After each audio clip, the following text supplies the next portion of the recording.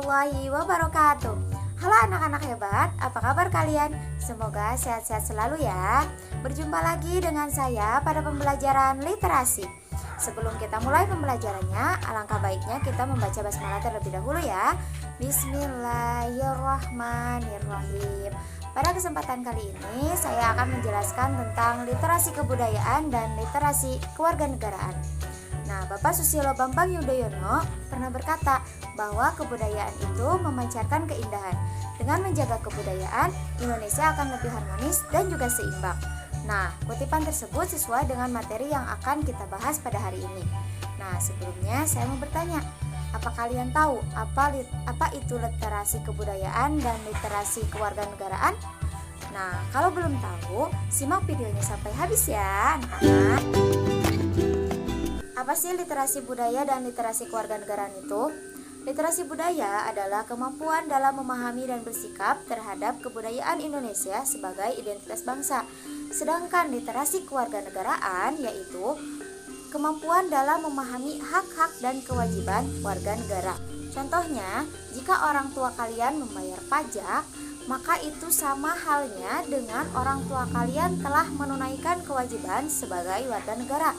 Nah, kemudian saya mau bertanya, mengapa sih literasi budaya dan literasi kewarganegaraan itu penting? Nah, alasannya yaitu karena yang pertama, kuatnya arus budaya global yang menghilangkan budaya-budaya lokal. Secara tidak langsung, kalian juga sudah mengalami arus budaya global. Contohnya, perempuan nih lebih suka K-pop daripada tarian-tarian tradisional.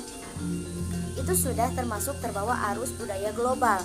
Jadi, diadakannya literasi itu agar kalian memahami bahwa kalian juga harus mengenal budaya-budaya di Indonesia. Karena budaya-budaya di Indonesia juga tidak kalah menarik loh untuk anak-anak hebat. Nah, alasan yang kedua yaitu sebagai identitas bangsa. Contohnya yaitu seorang penari yang go internasional. Secara tidak langsung dia telah memamerkan budaya-budaya Indonesia, khususnya tari tradisional di Indonesia ke luar negeri, ke internasional. Alasan yang ketiga yaitu sebagai alat untuk penghubung generasi terdahulu, sekarang dan masa yang akan datang. Misalnya tembang.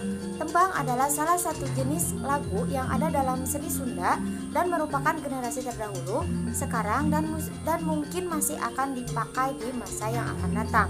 Karena tembang ini memiliki nilai moral yang luar biasa dan masih relevan dengan masa yang sekarang. Alasan yang keempat yaitu memahami hak dan kewajiban sebagai warga negara untuk mendukung perubahan dan pembangunan Indonesia ke arah yang lebih baik. Misalnya, ketika orang tua kita membayar pajak, maka secara tidak langsung uang pajak itu dipakai untuk membangun fasilitas dan memperbaiki jalan yang sudah rusak. Selanjutnya, ada kegiatan literasi kebudayaan dan literasi kewarganegaraan. Kegiatan literasi tersebut terbagi menjadi 3 ranah. Yang pertama yaitu kegiatan literasi kebudayaan dan kewarganegaraan di keluarga. Nah, apa saja kegiatan literasi kebudayaan dan literasi kewarganegaraan di keluarga? Yaitu yang pertama mengunjungi tempat yang berkaitan dengan kebudayaan, misalnya mengunjungi keraton, Candi Borobudur, Candi Prambanan, dan yang lain sebagainya yang termasuk ke dalam sejarah yang bisa disebut kegiatan literasi kebudayaan. Kemudian selain itu kegiatan yang berkaitan dengan literasi kewarganegaraan yaitu misalnya mengunjungi kantor polisi, mengunjungi kantor TNI, dan mengunjungi kantor DPR. Kegiatan yang kedua yaitu mengajak anak terlibat dalam diskusi yang berkaitan dengan informasi kebudayaan dan kewarganegaraan. Misalnya menonton berita, kemudian mendiskusikan informasi yang didapat. Dengan begitu akan menambah wawasan mereka juga. Nah, selanjutnya ada kegiatan literasi kebudayaan dan literasi kewarganegaraan di sekolah. Apa saja kegiatannya? Yang pertama yaitu mengikuti kegiatan ekstrakurikuler. Baik itu kegiatan ekstrakurikuler nyanyi, nari, musik gamelan, dan yang lain sebagainya. Kegiatan yang kedua yaitu mengikuti festival seni di sekolah secara berkala.